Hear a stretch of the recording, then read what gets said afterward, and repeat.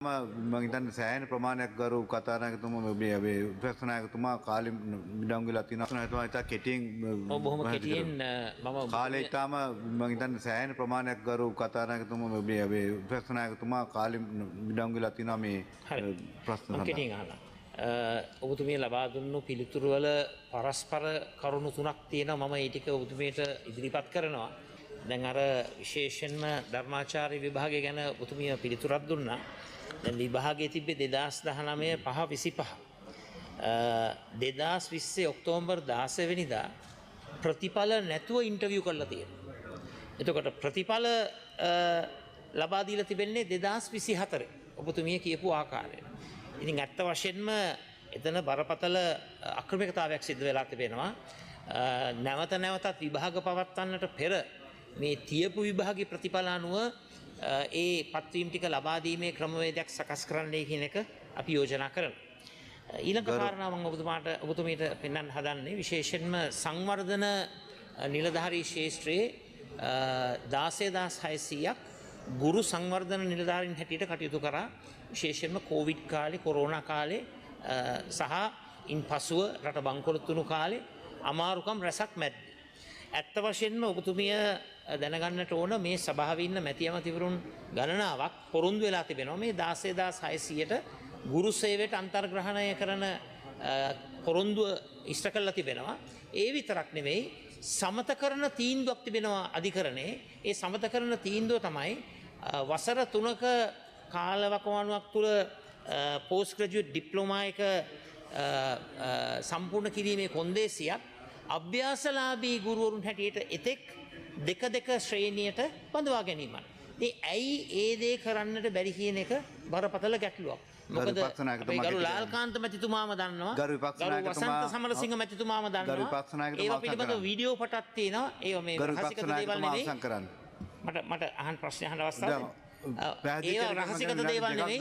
මේ 16600ක් ගුරු සංවර්ධන නිලධාරීන්ව ගුරු සේවයට අන්තර්ග්‍රහණය කරන්නට ඇයි කටයුතු කරන්නේ නැත්තේ? ඒ වගේම රැකියාව විරහිත උපාධිධාරීන් 35000ක් ඉන්නවා. ඔබතුමියම කියලා තියෙනවා 52000ක් උපාධි ශාස්ත්‍රයේ අභාර්ථ තියෙනවා කියලා. ඇයි මේ රැකියාව විරහිත උපාධිධාරීන් 35000යි ඒ වගේම අර ගුරු සංවර්ධන නිලධාරීන් 16600යි ගුරු සේවයට අන්තර්ග්‍රහණය කරන්නට පත්වීම් ලබා දෙන්නට කටයුතු කරන්නේ? අවසාන කාරණාව ඔබතුමිය ගම්පහ වික්‍රමාරච්චි එක පැහැදිලි කරගැනීමක් විතරක් කරගන්න. විපක්ෂ 나යකතුමා අවසාන කාරණාව ගම්පහ වික්‍රමාරච්චි ආයතනය ගැන ඔබතුමිය කිව්ව වාර්තාවක් ඉදිරිපත් කරලා තිබෙනවා කියලා. මම ඔබතුමීට කියන්න කැමතියි අනීතිකව විෂය නිර්දේශය සංශෝධනය කරලා තිබෙනවා. ඒ වගේම පීඨය සතු යටිතල පහසුකම් නැහැ. දේශන ශාලා නැහැ, විද්‍යාගාර නැහැ. මේ වගේ අඩුපාඩුකම් රැසක් තිබෙනවා. ඒ නිසා සීමා වාසික පුහුණු අවස්ථාවක් නැහැ. මේ අඩුපාඩු පිළිබඳව ඔබතුමියගේ අවධානය යොමු කරලා ඒවට විසඳුම් ලබා දෙන්න කියලා ඉල්ලීමක්. ගරු කතානායකතුමනි ඉතාමත්ම කෙටියෙන් අතන පරස්පරයක් මතුන්නේ මගේ පිළිතුරේ. මම කිව්වේ 2024 RTI එකකින් ඒ තොරතුරු ලබාගත් බව තමයි.